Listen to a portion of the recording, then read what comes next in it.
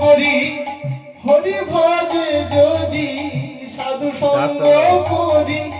হরি ভজে যদি তবে হয় ওই অন্ত ক্লেশ তবে হয় ওই অন্ত ক্লেশ নিতায় চৈতন্য চরণ কমলে আশ্রয় লইল যে